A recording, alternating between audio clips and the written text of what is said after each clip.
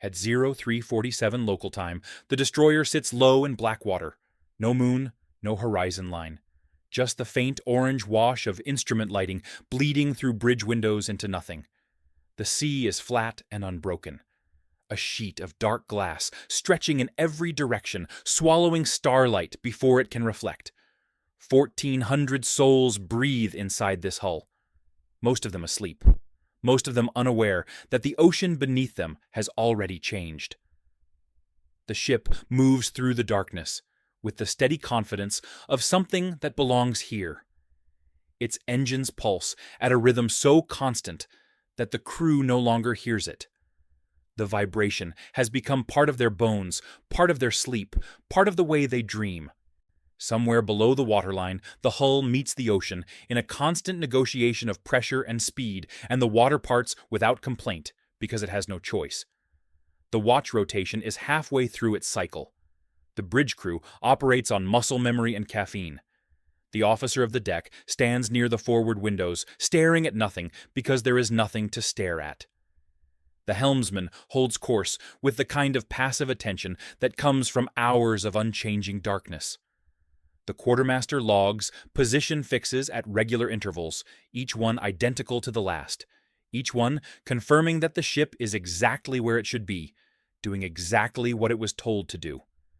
Nothing about this moment suggests that it is about to become the most important hour anyone aboard has ever lived through. In the sonar compartment, or in a room no larger than a walk-in closet buried deep inside the ship's hull, Petty Officer Second Class Diana Voss sits forward in her chair. Her headset is snug against her ears. Her eyes are closed. Not because she is tired. She slept 5 hours before this watch, and woke without an alarm, because her body has learned the rhythm of the ship's operational cycle the way a musician learns tempo. She closes her eyes because she listens better in the dark. The passive array feeds her everything the ocean offers. It is a long, towed cable, trailing behind the ship, hundreds of feet below the surface, studded with hydrophones that capture sound across a spectrum far wider than the human ear can process on its own. The system filters and compresses and translates. We're turning the raw acoustic chaos of the deep ocean into something a trained operator can parse. Voss has been parsing it for 6 years. She hears shrimp colonies clicking 300 feet down, thousands of tiny crustaceans snapping their claws in a percussive chorus that sounds like static to the untrained ear, but carries distinct patterns she can read like weather. She hears the groaning of a distant tanker pushing through heavy swells 60 nautical miles northeast, its massive propeller churning the water with a low-frequency beat that she identified and dismissed within seconds of coming on watch. She hears a pod of sperm whales communicating in slow, mournful pulses somewhere off the port beam, their calls traveling hundreds of miles through deep sound channels that the ocean maintains like underground highways. She catalogs each sound without conscious effort, files them, dismisses them, moves on. The ocean at night is never silent. It is a symphony of mechanical and biological and geological noise layered so densely that finding a single anomalous thread requires not just training, but a kind of intuition that cannot be taught. It can only be developed through thousands of hours of listening until the ear learns to recognize not just what belongs, but what doesn't. Then something new arrives. It doesn't crash into her awareness. It seeps. A low-frequency signature threading itself between the biologics and the mechanical clutter, like a needle finding the gap between stitches. Thin, precise, deliberately shaped. It occupies a narrow band of the spectrum, just below the range where most surface noise concentrates, just above the geological rumble of the ocean floor. It sits in a quiet corridor of frequency space, and it holds there with a steadiness that makes Voss's fingers stop moving on her console. She doesn't open her eyes. Not yet. She adjusts the gain, widening the filter band, letting more of the raw ocean pour through her headset. If the sound is an artifact of the system, a ghost generated by the array's own electronics, Widening the filter will change its character. Real sounds maintain their identity regardless of filter settings. Artifacts don't. The sound remains. Unchanged, steady, present. It holds a frequency that nothing natural sustains for this long. The ocean is a place of variation. Biological sounds cycle and shift. Geological sounds rumble and fade.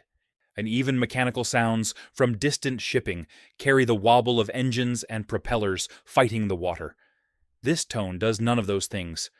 It is steady and unwavering, the kind of tone that requires engineering to produce and discipline to maintain. Voss opens her eyes. The waterfall display, a cascading scroll of frequency data rendered in pale green light, shows a single thin line cutting through the ambient noise floor. It doesn't flicker. It doesn't wander. It draws itself downward across the screen with the patience of something that has all the time in the world. She keys her console. She marks the bearing, the direction from which the sound is arriving relative to the ship's heading. She timestamps the detection, logging the exact second the anomaly was first observed. She runs a preliminary comparison against the ship's onboard acoustic library, a database containing thousands of recorded signatures from submarines, torpedoes, unmanned vehicles, commercial vessels, marine mammals, geological events, and every other sound source the Navy has cataloged over decades of ocean surveillance. The system processes for 11 seconds. No match. Not insufficient data. Not partial correlation. No match. The signature doesn't correspond to anything in the database. It exists in a space between known categories. Too mechanical to be organic. Too quiet to be a surface vessel. Too controlled to be debris caught in a current. Too deliberate to be random. Voss removes her headset from one ear. She turns to the sonar supervisor, seated 2 feet behind her. I have something. She doesn't say what. She doesn't speculate. She doesn't offer theories or interpretations. She states a fact and waits. That is how it works in this room. The operator detects. The supervisor evaluates. The chain moves upward from there, each link adding context and authority until the information reaches someone empowered to act on it. The supervisor is Chief Petty Officer Marcus Hale. 17 years in the fleet, 4 deployments on this class of ship.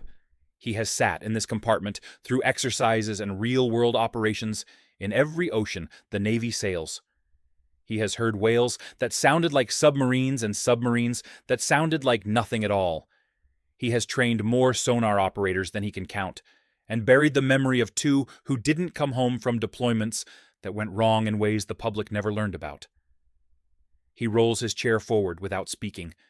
He takes the offered headset. He listens for 30 seconds.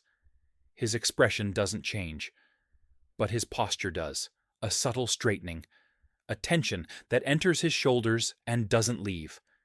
It is the kind of physical shift that only someone watching closely would notice. And in this room, everyone watches closely because there is nothing else to do but listen and watch and wait for the moment when the ocean stops being background noise and becomes a threat. Hale hands the headset back. Hold track. Continuous update. I'm calling it up. He reaches for the internal communications panel, presses a single button, waits 2 rings. Combat, sonar, new contact, subsurface, bearing 273. Classification pending. Request you stand by for track data. The response comes back flat and immediate. Sonar, combat, copy new subsurface contact. Send when ready. No questions, no clarification requests. At this hour, on this ship, in these waters, a new subsurface contact earns immediate attention without debate. The questions come later. Right now, the machine simply wakes up.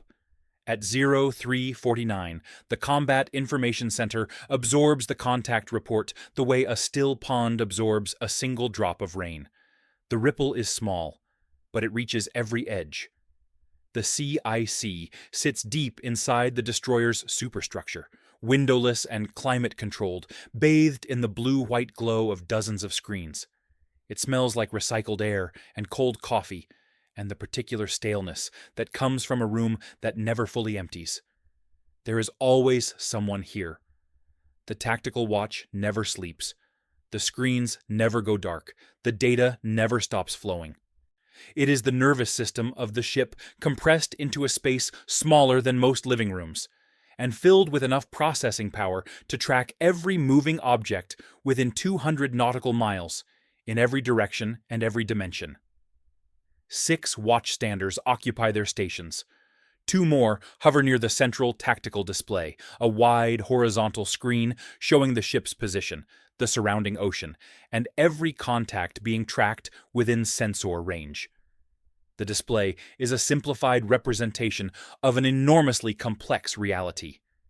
Each icon on the screen represents something real: a ship, an aircraft, a submarine, a contact of unknown origin, and behind each icon sits a mountain of data that the system continuously updates and refines. Lieutenant Commander Sarah Okafor stands at the command console. She has been on watch for 4 hours. Her relief is scheduled in 2. She will not see that relief on time tonight. Okafor is 34 years old, an academy graduate, a surface warfare officer with subspecialty training in anti-submarine warfare. She has done 2 Western Pacific deployments and 1 to the Arabian Gulf. She has tracked contacts before. She has classified them and reported them and watched them fade from her screen as the ship moved on. None of those contacts prepared her for this one. The track data arrives on her screen in a clean, sparse format. Bearing, estimated range bracket, depth estimate, speed estimate, signal characteristics. She reads it once, then again. The contact is deep, below the thermocline, that invisible boundary in the ocean where temperature drops sharply, bending sound waves and creating acoustic shadows that hide whatever sits beneath them. The thermocline is not a wall, it is a lens. Sound passing through it refracts, scatters, weakens. A submarine operating below the layer is acoustically shielded from surface ships using hull-mounted sonar. Finding anything down there requires either a towed array dragged deep enough to listen below the boundary or a helicopter dropping sensors directly into the cold water beneath it. Operating below the layer is a choice, a deliberate one. It means the contact doesn't want to be found by surface ships. Its propeller turns slowly enough that cavitation, the formation of tiny bubbles that create detectable sound, does not occur. Its machinery operates at minimum output. Its hull moves through the water with so little turbulence that the ocean barely notices its passage. Okafor pulls up the environmental data: water temperature profile, salinity gradient, current patterns, sound velocity curves. She overlays them against the contact's estimated position and depth.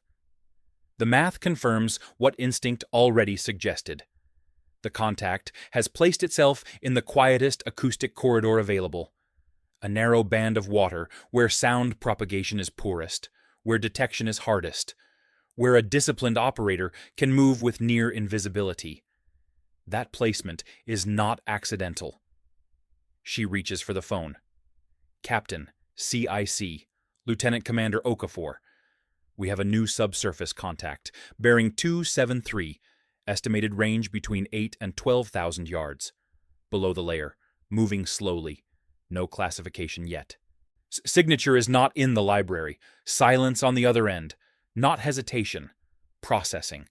The captain of a warship receives hundreds of pieces of information every day. Most are routine. Some are important. A very few change the trajectory of everything that follows. The captain's job in that first moment of silence is to determine which category this report belongs to. Then one sentence: I'll be down in 3 minutes. The line clicks, dead. Okafor replaces the handset and turns to her team. I want a refined bearing in 60 seconds. Get me a convergence zone analysis. And wake up the ASW module. Full passive search, all arrays. No one asks why. The contact's mere existence in these waters, at this depth, at this hour, answers every question that matters.